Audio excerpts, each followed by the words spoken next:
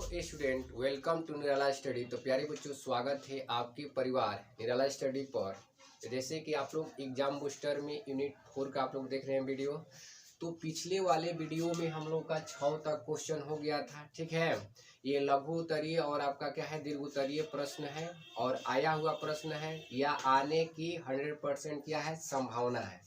तो चलिए हम लोग 7 नंबर क्वेश्चन से आज का सेशन स्टार्ट करते हैं। अगर पहला वीडियो आप नहीं देखे हैं तो उस वीडियो को पहले आप देख लीजिए। और उस वीडियो में थोड़ा सा माइक खराब हो गया था, इसकी वजह से पहले वाले में, ठीक है, आवाज़ जो है आपका थोड़ा कम आया है। फिर आगे इस तरह से अगर आप देखते हुए वीडियो जाइएगा तो आपको बिल्कुल सिंपल तरीके से प्यारे बच्चों मैंने आवाज़ उसमें आ गया है, ठीक है, ताकि माइक थोड़ा पकड़ा नहीं था इसलिए। तो चलिए आज का सेशन हम लोग स्टार्ट करते हैं। सभी साथियों को गुड मॉर्निंग, राधे राधे, जय श्री राम। तो प्यारे बच्चों देखिए, क्वेश्चन 7 नंबर क्या कर रहा है, बिल्कुल सिंपल तरीका का आपका क्वेश्चन है। और इस टाइप का क्वेश्चन आपको 1 नंबरिया में भी पूछ सकता है और 2 नंबरिया में भी। तो 1 नंबर में पूछे तो आपको गोला घेरना है, 2 नंबर में पूछे तो आपको क्या करना है, इसको ज्ञात करना पड़ेगा। देखिए क्वेश्चन क्या कह रहा है, क्वेश्चन कह रहा है कि प्रथम कोटि अभिक्रिया का वेग स्थिरांक ज्ञात करें। यानी वेग स्थिरांक आपको क्या करना है, ज्ञात करना है। तो ध्यान दीजिए, वेग स्थिरांक हम लोग कैसे ज्ञात करते हैं, इस चीज को आपको क्या करना है, समझना है। वो भी किसका है, प्रथम कोटि की अभिक्रिया के लिए है। तो देखिए सबसे पहले यहाँ पर आप ध्यान दीजिए गौर से कि यहाँ पर हम लोग लिखेंगे हल या आंसर भी लिख सकते हैं। अब यहाँ पर R बराबर, आप लोग को पता है कि R बराबर क्या होता है, K into active mass of A into active mass of क्या होता है, B। ध्यान दीजिएगा, यहाँ से जब हम लोग को वेग स्थिरांक निकालना है, वेग स्थिरांक निकालना है, तो यहाँ से देखिए K बराबर क्या हो जाएगा, K बराबर हो जाएगा R और बटा में एक्टिव मास ऑफ क्या, A into active mass of B हो जाएगा, नहीं होगा। अब देखिए दर के जगह पर आप एनसीईआरटी बुक में देखेंगे तो वेग भी दिया है, या आप क्या कर सकते हैं, वेग भी क्या कर सकते हैं, लिख सकते हैं। ध्यान दीजिएगा, ठीक है, सभी लोग ध्यान दीजिए इधर और आराम से समझने की कोशिश कीजिए। तो देखिए अगर आपको लिखना है यहाँ पर, तो इसका देखिए फॉर्मूला क्या होता है, वेग बराबर यानी K बराबर वेग बटा में active mass of A into active mass of क्या हो जाएगा, B बटा में। तो अब यहाँ पर देखिए ये होता है सांद्रता, अब बटा में क्या होता है, समय, अब गुणे 1 बटा में सांद्रता की पावर क्या होता है, n होता है। अगर आपको निकालना है क्या, वेग स्थिरांक ज्ञात करना है। तो अब यहाँ पर प्यारे बच्चों ध्यान दीजिएगा, सांद्रता का मात्रक क्या होता है, यानी मोल लीटर इनवर्स, और समय का क्या होता है, सेकेंड। तो समय का क्या होता है, सेकेंड, तो सेकेंड लिख देंगे। और गुणे 1 बटा में इस सांद्रता का भी क्या होगा, यानी मोल लीटर इनवर्स इन होगा। और इसका पावर अब देखिए कितना लिखाएगा, 1। क्यों लिखाएगा, n का मान क्यों यहाँ पर 1 है, चूंकि n बराबर क्या है, 1 है। क्यों, क्योंकि ये कह रहा है कि प्रथम कोटि अभिक्रिया का वेग स्थिरांक क्या करें, ज्ञात करें। ध्यान दीजिएगा गौर से, तो यहाँ पर ध्यान दीजिए, इसलिए यहाँ पर n की जगह पर क्या हो जाएगा, 1 हो जाएगा। तो अब यहाँ पर हो जाएगा आपका मोल लीटर इनवर्स बटा में सेकेंड, और गुणे 1 बटा में ये आपका किसी भी संख्या का पावर अगर 1 रहता है तो उतना ही हो जाता है, तो ये हो जाएगा मोल लीटर इनवर्स। तो देखिए मोल लीटर इनवर्स से मोल लीटर इनवर्स कट जाएगा। तो अब यहाँ पर सेकेंड है तो सेकेंड ऊपर जाएगा, तो क्या हो जाएगा, सेकेंड इनवर्स हो जाएगा।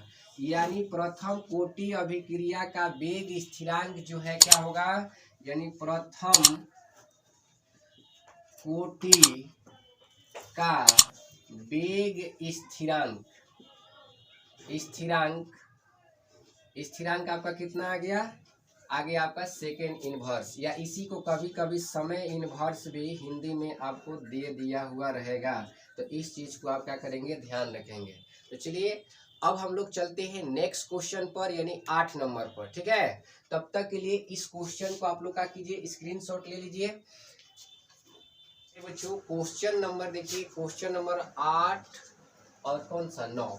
ध्यान दीजिए, क्वेश्चन ये परिभाषा है इसलिए आप लोगों के लिए सुविधा के लिए लिख दिए हैं। ध्यान दीजिए क्वेश्चन क्या कर रहा है, कह रहा है कि अभिक्रिया का औसत वेग क्या होता है। अभिक्रिया का औसत वेग आपको क्या करना है, यहाँ से निकालना है। ध्यान दीजिएगा गौर से, इसका दो को परिभाषा हम लिखेंगे। ध्यान दीजिए, एक छोटा सा परिभाषा भी है, थोड़ा सा लंबा भी है, लेकिन दोनों का मतलब एक ही निकल कर आएगा। ध्यान से सुनिए। पहले यहाँ पर देखिए कह रहा है कि किसी निश्चित समय अंतराल में अभिकारक अथवा प्रतिफल की सांद्रता में परिवर्तन अभिक्रिया का औसत वेग कहलाता है। या आपको बताया गया था रेट ऑफ रिएक्शन, अभिक्रिया का दर कहिए या एवरेज कहिए, दोनों क्या होता है, एक ही होता है। तो इसलिए इसका परिभाषा ये भी हो जाएगा, ये भी हो जाएगा। अब देखिए दूसरे शब्द में ये परिभाषा क्या कह रहा है कि अभिक्रिया का वेग अभिकारक के सांद्रण का क्या होता है, समानुपाती होता है, यानी साथ साथ क्या होगा, बढ़ेगा। ध्यान दीजिए।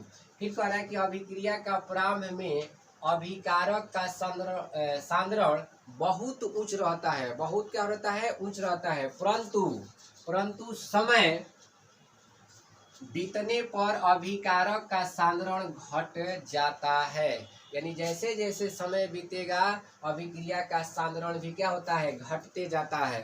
अतः अभिक्रिया का वेग भी, ध्यान दीजिएगा, अभिक्रिया के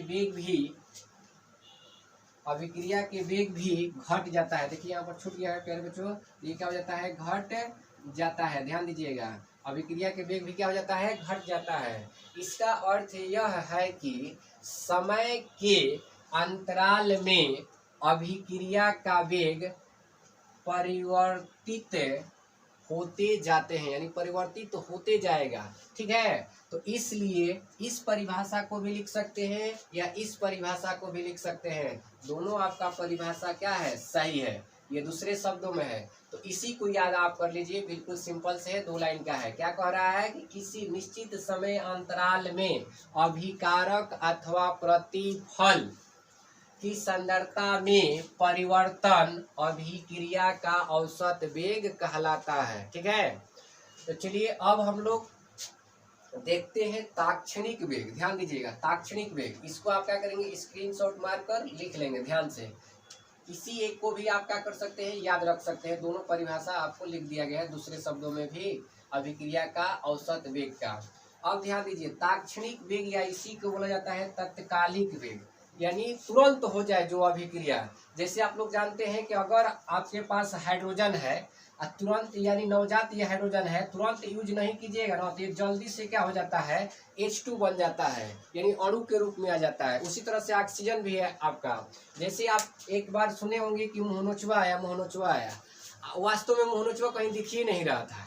लोग बहुत से उस समय क्या कर रहे थे, पानी लेकर छत पर सो रहे थे, इधर हाला हुआ तो पानी फेंकने से भाग रहा था, ऐसा कुछ नहीं था। लेकिन फिर भी लोग को मानना था इस तरह के, तो वो अभिक्रिया क्या क्षण भर के लिए होता था, कहीं दिख ही नहीं रहा था, किसी को आज तक नहीं देखा मोहनोचवा।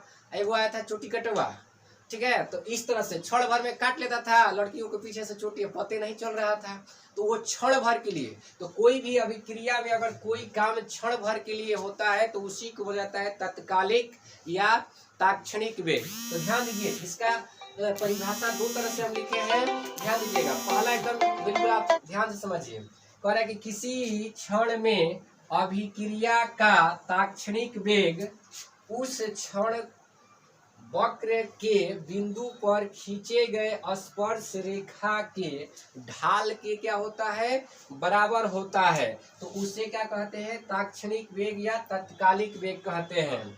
जैसे, ठीक है, जैसे में मान लीजिए कि आपके पास हाइड्रोजन है, अगर हाइड्रोजन नवजात हाइड्रोजन आपको आवश्यकता है, तो किसी भी चीज से अगर आप प्राप्त करते हैं, ठीक है, स्टेनलेस स्टील से भी प्राप्त किया जाता है उसको, ठीक है, तो जब प्राप्त करेंगे तो वो H के फॉर्म में नहीं रहता है, अगर तुरंत आप उसको क्या करेंगे, यूज नहीं करेंगे, तो इसलिए वो क्या हो जाता है, H2 के फॉर्म में हो जाता है। H जो है क्या हो जाएगा, H2 के फॉर्म में आ जाता है। तो क्षण भर के लिए हुआ अभिक्रिया। अब देखिए नीचे भी इसका परिभाषा लिखे हैं दूसरे शब्दों में, देख लीजिए, आ रहा है ना जी। देखिए क्या कह रहा है परिभाषा, ध्यान दीजिएगा गौर से, कि दिए गए अल्पतम समय या क्षण भर के लिए जिस अभिक्रिया वेग होता है, जिस अभिक्रिया में मतलब होता है, क्या होता है, वेग होता है, यानी तुरंत उसका परिवर्तन हो जाएगा, उसे क्या कहते हैं, ताक्षणिक वेग कहते हैं या तत्कालिक वेग कहते हैं। तो चलिए अब हम लोग नेक्स्ट क्वेश्चन पर चलेंगे और एक क्वेश्चन यहीं पर देख लीजिए, फटाफट से इसका क्या कीजिए, स्क्रीनशॉट लीजिए। अब हम लोग एक क्वेश्चन यहाँ पर देखते हैं, कभी कभी पूछ देता है 2 नंबरिया में आरहेनियस के इक्वेशन को क्या करें, लिखें। तो आरहेनियस की इक्वेशन क्या होता है, इस चीज को समझिए। हम लोग का 10 नंबर ये क्वेश्चन होगा। तो 10 नंबर क्वेश्चन देखिए, यहाँ पर आपको हम बता रहे हैं कि आरहेनियस के समीकरण को क्या करें, लिखें। ये 2 नंबर में भी पूछ देता है या 1 नंबर में भी पूछ सकता है। क्वेश्चन क्या है, 10 नंबर, ध्यान दीजिएगा। 10 नंबर क्वेश्चन है आरहेनियस आरहेनियस का, ठीक है, आरहेनियस समीकरण को लिखे।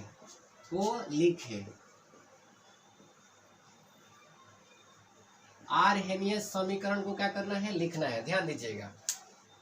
तो आरहेनियस समीकरण क्या होता है, आप लोग पढ़े होंगे। के बराबर होता है ए ई माइनस ई ए बाटा में क्या होता है, आर टी।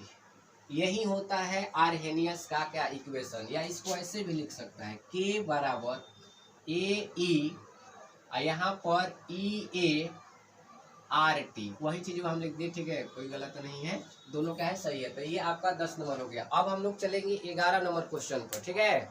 तो प्यारे बच्चों, क्वेश्चन नंबर देखिए हम लोग का 11 नंबर। अब 11 नंबर यहाँ से आपका दीर्घ क्वेश्चन स्टार्ट हो रहा है, और ये क्वेश्चन आप अगर देखिएगा तो इसी क्वेश्चन को आपको 2010 में भी मिल जाएगा, ठीक है, और ये 2012 में भी दिया है, 2012 में भी।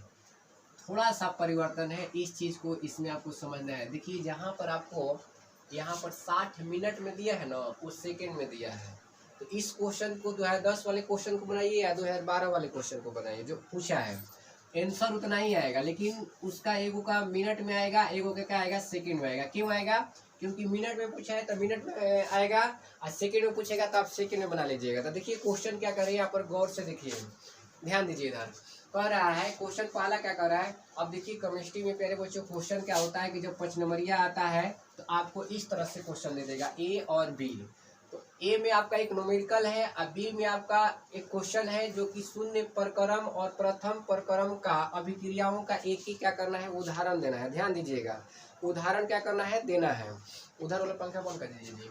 तो देखिए उदाहरण देना है। तो ये दोनों क्वेश्चन को जब आप हल करेंगे तब आपको क्या होगा, 5 नंबर मिलेगा। आप सोचेंगे कि एक क्वेश्चन को हल कर दिए 5 नंबर मिलेगा, नहीं मिल सकता है। इस पर आपको 3 नंबर मिलेगा और इस पर आपको 2 नंबर मिलेगा। तो चलिए क्वेश्चन को हम लोग हल करते हैं। और क्वेश्चन देखिए बिल्कुल सिंपल सा है। कह रहा है कि एक प्रथम प्रक्रम की अभिक्रिया को 75% पूरा होने में 60 मिनट लगता है। इस अभिक्रिया का अर्ध जीवन काल निकाले, यानी T1/2 आपको क्या करना है, ज्ञात करना है। तो सबसे पहले यहाँ पर देखिए, कोई भी अगर आपको अभिक्रिया दे दिया और कह दिया कि इतना परसेंट पूर्ण हो गया, तो इसका मतलब वो कितना था, पहले से 100% था। कितना था, 100% अभिक्रिया था। तो ध्यान दीजिए, सबसे पहले हम लोग लिखेंगे कि दिया क्या है, गौर से देखिए, हल, और उसके बाद लिखेंगे कि दिया है, ठीक है, क्या दिया है। तो सबसे पहले यहाँ पर ध्यान दीजिए कि ये हम लोग का फर्स्ट ऑर्डर रिएक्शन है, यानी प्रथम कोटि की अभिक्रिया है। प्रथम कोटि की अभिक्रिया है, क्योंकि क्वेश्चन में कह रहा है कि प्रथम कोटि, प्रक्रम का मतलब क्या होता है, कोटि होता है। ध्यान दीजिएगा, इससे आपको घबराना नहीं है। प्रथम कोटि की अभिक्रिया है, तो प्रथम कोटि की अभिक्रिया है। तो ध्यान दीजिए, अब ए बराबर, ए के मतलब क्या, प्रारंभिक सांद्रता कितना है इसका, 100 है। आपको आ रहा है कि 70% क्या हो गया, पूर्ण हो गया, यानी एक्स जो है अभिकृत मात्रा होता है, आप लोग को पढ़ाया है। तो एक्स बराबर क्या होता है, अभिकृत मात्रा, ये कितना हो गया, 75। तो a माइनस एक्स निकालिए। a माइनस एक्स के मतलब क्या हो गया, आपका कितना शेष बचा। तो 100 में से 75 घटा दीजिएगा तो कितना आ जाएगा, 25 आ जाएगा, ठीक है। अब हम लोग को इसमें ज्ञात क्या करना है, और क्या दिया है पहले देख लेंगे। तो मिनट दिया है, यानी समय दिया है, यानी टी आपको दे दिया है कितना, 60 मिनट। कितना दिया है, 60 मिनट दिया है। ज्ञात क्या करना है जी, तो ज्ञात करना है प्यारे बच्चों, ज्ञात करना है हम लोग को अर्ध जीवन काल यानी T1/2 बराबर वाट। यही हम लोग को क्या करना है, ज्ञात करना है। लेकिन इसको ज्ञात करने से पहले आपको के भी निकालना पड़ेगा, क्योंकि इसमें देख रहे हैं कि के नहीं दिया है। तो अब देखिए हम लोग इस साइड आ जाते हैं। यहाँ से आप क्या करेंगे, जितना भी दिया था उसको लिख देंगे। अब हम लोग को यहाँ से पहले के निकालेंगे। तो प्रथम कोटि की अभिक्रिया में आप लोग पढ़े हैं के बराबर फार्मूला क्या होता है, ध्यान दीजिएगा, 2.303 अब बटा में टी log 10 बेस ए बाटा में ए माइनस क्या होता है, एक्स होता है। ए बाटा में ए माइनस एक्स होता है, ध्यान दीजिए। तो यहाँ से हम लोग क्या करेंगे, के को निकालेंगे, के का वैल्यू। तो देखिए 2.303 दशमलव के 2 स्थान तक ले लीजिए और नीचे टी का मान कितना है 60, तो 60 रख दीजिए। लॉग हो गया 10 बेस और ए का मान कितना है 100, तो 100 रख दीजिए। और ए माइनस एक्स का मान कितना है 25, तो 25 रख दीजिए। अब देखिए इसको काटिए, 25 चौका कितना हो गया 100 हो गया, यानी 4 बार में कट गया, यानी के बराबर हो गया 2.30 बटा में 60 और लॉग 10 बेस कितना 4। तो लॉग 4 का वैल्यू कितना होता है, लॉग 4 का वैल्यू आपका होता है 0.60 कितना होता है 0.60 होता है, 20 भी होता है, यानी इतना होता है कितना 0.6020 होता है। लेकिन हम लोग दशमलव के 2 स्थान तक लेंगे, तो लेंगे तो कितना हो जाएगा 0.60 हो जाएगा। किसी को दिक्कत नहीं है। चलिए अब हम लोग आगे बढ़ते हैं। अब इसको देखिए हम लोग हल करेंगे। तो कैसे हल करेंगे इसको, बिल्कुल सिंपल तरीके से। तो के बराबर 2.30 बटा में कितना हो जाएगा, यहाँ पर आपका 60 और गुणे log 10 बेस 4 का मान, यानी log 4 का मान होता है कितना 0.60। अब प्यारे बच्चों यहाँ पर ध्यान दीजिए, इस दशमलव को हटा दीजिए। जब इस दशमलव को अगर हम लोग हटाएंगे तो देखिए नीचे आपका क्या हो जाएगा, 1 पर 2 जीरो आएगा, तो यहाँ से 60 ही आपका क्या हो जाएगा, कट जाएगा। 60 से 60 क्या हो जाएगा, बिल्कुल कट जाएगा ना। 60 से 60 कट गया, तो बच्चा का है, अब ध्यान दीजिए, अब बच्चा है आपका यहाँ पर के बराबर 2.30 और गुणे 10 के पावर हम लोग 2 लिख सकते हैं। देखिए 100 है ना, तो 100 को क्या लिख सकते हैं 10 के पावर 2 लिख सकते हैं। और नीचे से जब ऊपर जाएगा तो क्या होगा, माइनस में हो जाएगा। नीचे अगर प्लस में तो ऊपर जाएगा तो क्या हो जाएगा, माइनस हो जाएगा। ध्यान दीजिए यहाँ से आपका के का मान आ गया। अभी हम लोग का आंसर नहीं आया है, के का मान आ गया। अब हम लोग को निकालना है क्या, तो टी निकालना है, T1/2 निकालना है। तो थोड़ा सा इधर कर लीजिएगा, देख लीजिए आ रहा है ना। तो देखिए टी निकालना है, तो यहाँ पर क्या हो जाएगा, T1/2 बराबर हो जाएगा क्या फॉर्मूला जी, प्रथम कोटि के लिए क्या फॉर्मूला होता है, यानी 0.693 अब बाटा में होता है क्या के। तो यहाँ से देखिए 0.69 दशमलव के 2 स्थान तक लीजिए, ठीक है। इसको देखिए यहाँ पर दशमलव है, तो क्या आप के का थोड़ा सा आगे बढ़ा सकते हैं। तो इसको लिख सकते हैं हम लोग 23 गुणे 10 के पावर -3। क्यों, क्योंकि ये दशमलव इधर ले जाएंगे हम लोग, ये एक स्थान तक ले जाएंगे, तो जब राइट में ले जाते हैं तो क्या होता है, माइनस होता है, कितना जितना जाएगा उतना। तो यहाँ पर यहाँ से दशमलव हम यहाँ पर बैठा रहे हैं 23 पॉइंट, तो दशमलव के बाद अगर कुछ नहीं है तो कोई वैल्यूशन नहीं होता है, तो 10 के पावर कितना हो जाएगा 3। कैसे, 10 के पावर -2 पहले से है और -1 हो जाएगा। राइट में जाता है तो माइनस और लेफ्ट में जाता है तो क्या प्लस। ये कंसेप्ट आप लोग को बताए हैं फर्स्ट ईयर में भी, आप लोग सीखे भी होंगे। देखिए क्वेश्चन बनाते समय आपको कैलकुलेशन को किस तरह से क्या करना है, सिंपल करना है, आपको सोचना पड़ेगा, ठीक है। तो अब देखिए यहाँ पर हम लोग क्या लिख लेंगे, हो जाएगा 23 गुणे 10 के पावर -3। तो ये आपका देखिए मिनट इनवर्स में था, क्या था, वेग स्थिरांक है तो मिनट इनवर्स में है। अब ध्यान दीजिए, तो के बराबर T1/2 बराबर ये आपका 69 अब बटा में कितना हो जाएगा 23 और गुणे 10 के पावर कितना है -3। इसको देखिए दशमलव के बाद कितना अंक है, दशमलव के बाद आपका अंक है 2, तो एक पर क्या हो जाएगा 2 जीरो, 1 पर 2 जीरो पर नहीं कट रहा है, दशमलव के 3 स्थान तक लीजिए। देखिए बोले ना कैलकुलेशन आपको देखना पड़ेगा। तो इस 3 स्थान तक लेंगे तो 3 गो जीरो होगा, और यहाँ पर गुणे ये अगर माइनस में है तो ऊपर जाएगा तो क्या हो जाएगा, प्लस में हो जाएगा। ध्यान दीजिएगा, यहाँ पर 6 मिनट है, देखिए अगर मान लीजिए कि आपको इतना दिया है तो क्या हो जाएगा 0.69 बटा में कितना हो जाएगा 23 गुणे गुणे 10 की पावर कितना है 3 है। आगे बढ़ाते हैं इसको तो देखिए 69 बटा में कितना हो गया 23 गुणे 1 पर 2 गो 0 ध्यान दीजिएगा और नीचे आपका 10 की पावर माइनस कितना है 3 है। ठीक है यही ना है 10 की पावर कितना है -3 है। तो चलिए अब इसको हम लोग क्या करते हैं हल करते हैं। ये 10 के पावर -3 है तो इसको ऊपर ले जाइए तो ये हो जाएगा आपका कितना गुणे 1 पर 3 गो 0 हो जाएगा।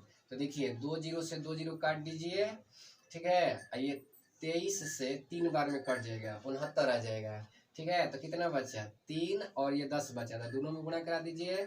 तो दोनों में गुणा कराएंगे तो कितना हो जाएगा 30 मिनट आंसर हो जाएगा। कितना हो जाएगा 30 मिनट आंसर करेक्ट आंसर। अब देखिए कैलकुलेशन में आपको दिमाग लगाना पड़ेगा कि कैसे मेरा कैलकुलेशन जो है इजी हो जाए। ठीक है अब प्यारे बच्चों इस क्वेश्चन में एक और क्वेश्चन कह रहा है कि शून्य परक्रम और प्रथम परक्रम अभिक्रियाओं का एक एक क्या कीजिए आप उदाहरण दीजिए। तो चलिए हम ऊपर वाले क्वेश्चन को मिटाकर आपको एक एक उदाहरण दे देते हैं। अगर इतना हल कीजिएगा तब आपको मिलेगा कितना यानी मिल जाएगा आपको 3 नंबर और ये भी बनाना है आपको बी वाला तब जाके 2 नंबर मिलेगा। ध्यान दीजिएगा अब एक एक उदाहरण कह रहा है यहाँ पर लिखने के लिए तो एक एक उदाहरण लिखने में ज़्यादा टाइम नहीं लगेगा बस हम लोग जल्दी से लिख देंगे। लेकिन यहाँ पर देखिए इस ये क्वेश्चन जो है ना आपका क्वेश्चन आया हुआ है यानी ये 2010 में क्वेश्चन पूछा है और ये 2000 आपका 12 में भी क्वेश्चन पूछा है। अब 10 में जो पूछा है इस तरह से है अब 12 में जो पूछा है ना जहाँ यहाँ पर मिनट दिया है तो यहाँ पर क्या कर दिया सेकंड तो यहाँ पर आपका क्या हो जाएगा 30 सेकंड आ जाएगा और यहाँ पर क्या है मिनट में है। तो चलिए अब हम लोग चलते हैं। ठीक है बंद नहीं करना है। देखिए यहाँ पर हम लोग ऊपर मिटाकर एक एक उदाहरण दे देते हैं आपको ध्यान दीजिएगा। क्वेश्चन को मिटाकर एक एक उदाहरण देते हैं आप लोग लिख लीजिएगा। ठीक है ऊपर देख लीजिए आ रहा है ना जी। देखिए तो ये शून्य परक्रम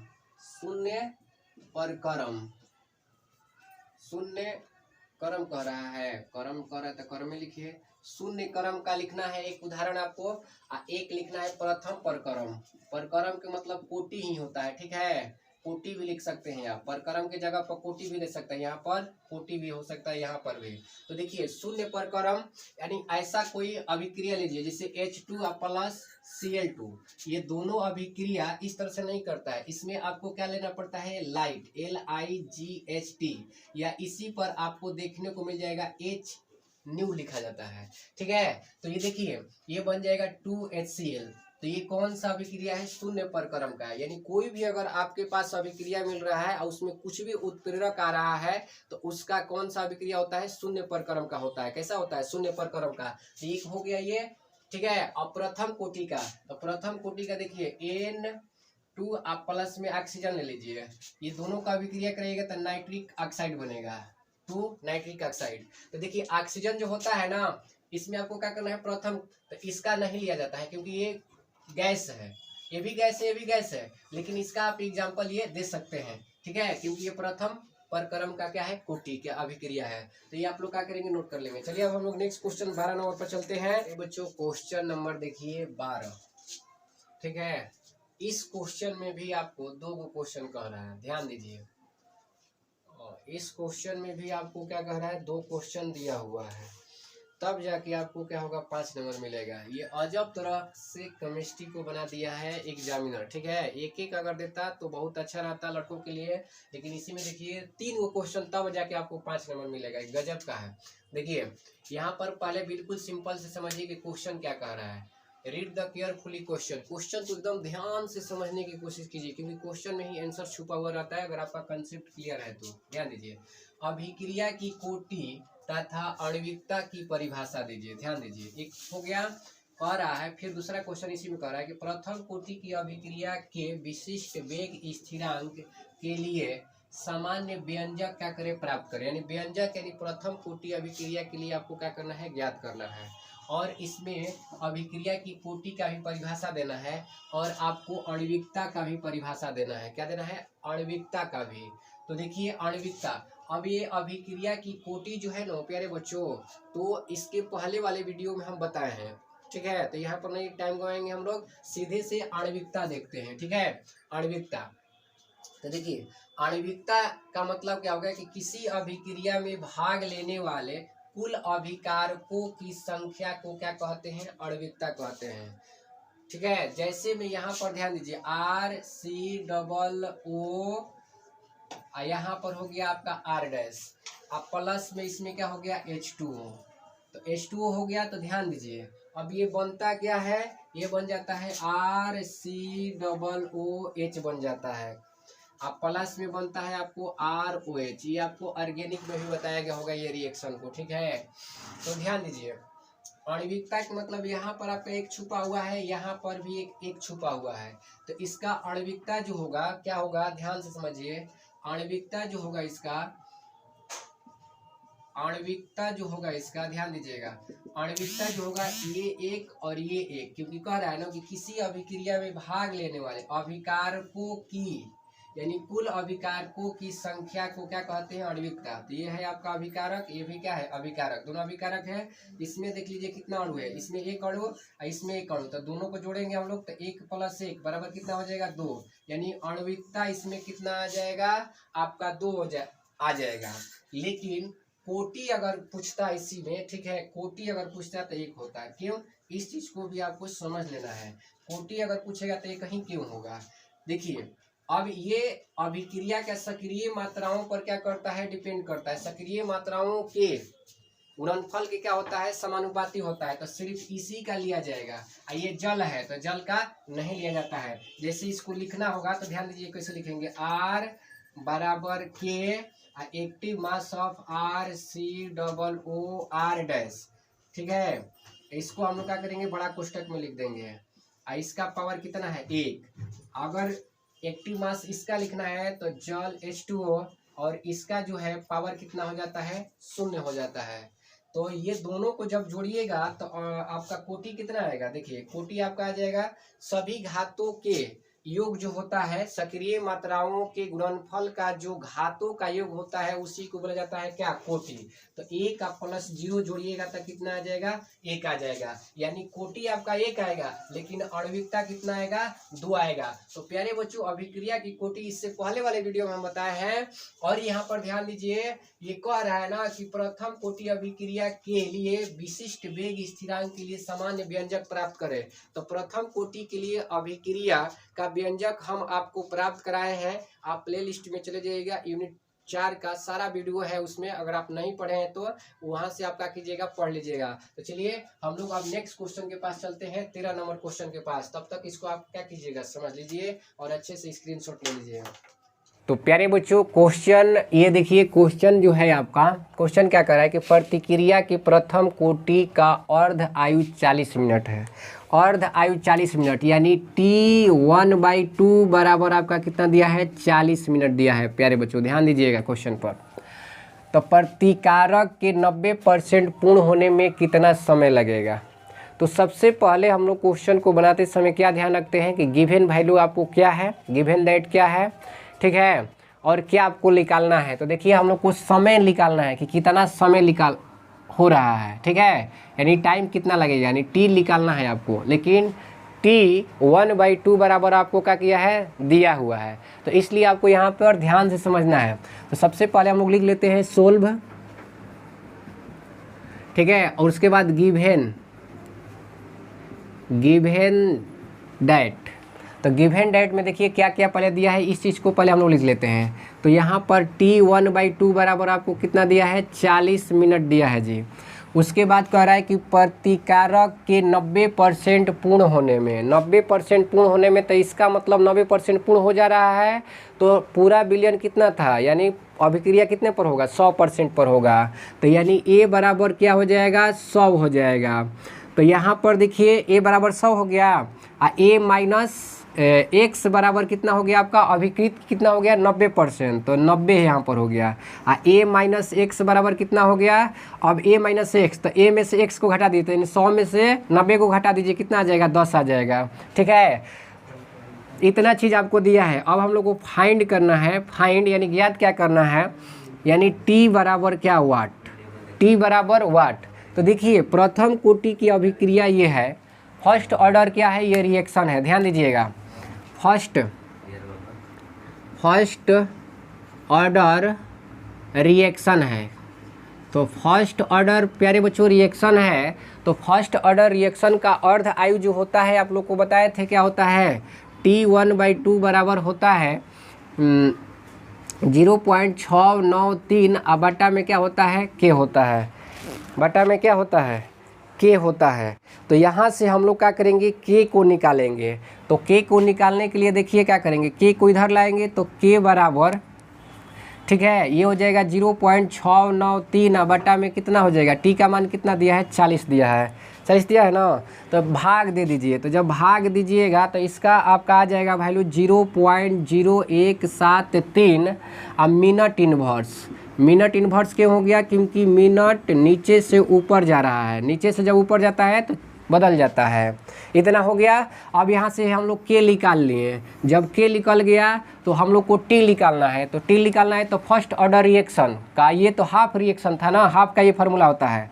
अब इसका प्रथम कोटि की अभिक्रिया के लिए क्या होता है फार्मूला, तो ये फार्मूला होता है आपका, ध्यान दीजिएगा, K बराबर फार्मूला होता है 2.303 और बटा में T1/2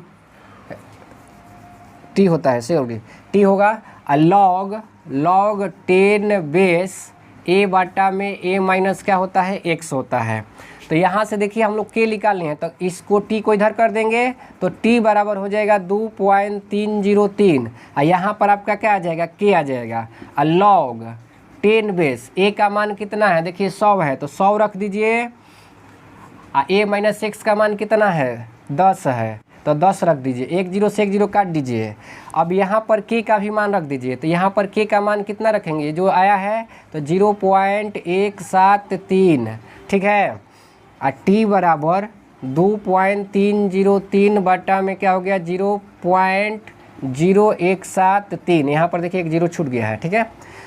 अब log ये क्या हो गया, log 10 बेस 10 हो गया, तो log 10 बेस 10 का मान कितना होता है, 1 होता है। तो यहाँ पर हम लोग कितना लिख लेंगे, 1, यानी बराबर आंसर कितना आ गया। अब इसको भाग दे देंगे, नीचे वाले से ऊपर वाले में क्या करेंगे, भाग देंगे, तो ये आ जाएगा आपका 133.12, ठीक है। अब ये क्या है, समय है, तो समय कैसा आएगा, मिनट में आएगा, मिनट में, यानी 133.12 मिनट आपको क्या होगा, लगेगा, यानी समय। यही आपका क्या हो गया, आंसर हो गया। अब देखिए कुछ क्वेश्चन आपको हम बता रहे हैं कि कुछ क्वेश्चन को आपको क्या करना है, रिवीजन कर लेना है। तो देखिए प्रथम कोटि की अभिक्रिया का व्यंजक जो है वो आपको रिवीजन कर लेना है, एग्जाम के व्यू से है आपका 2023 में पूछने वाला ही एकदम 100%। उसके बाद उसका अर्ध आयु भी पूछ सकता है, और शून्य कोटि की अभिक्रिया को आप क्या करेंगे, व्यंजक प्राप्त कर लेंगे, और शून्य कोटि अभिक्रिया का अर्ध आयु का भी। ये 4 क्वेश्चन आप लोग के लिए वर्क हम दे रहे हैं, ठीक है। और ये क्वेश्चन अगर आप नहीं बनाए होंगे और ये नए अगर व्यूअर आप देख रहे हैं तो आप क्या करेंगे, प्ले लिस्ट में चले जाएंगे, इस यूनिट का सारा वीडियो हम क्या किए हैं, बनाए हैं, एकदम सीरीज नंबर से उसको बना हुआ है, यानी एकदम सीरियल नंबर से। तो चलिए आज का सेशन हम लोग समाप्त करते हैं। अगर ये वीडियो आप लोग को अच्छा लगे तो लाइक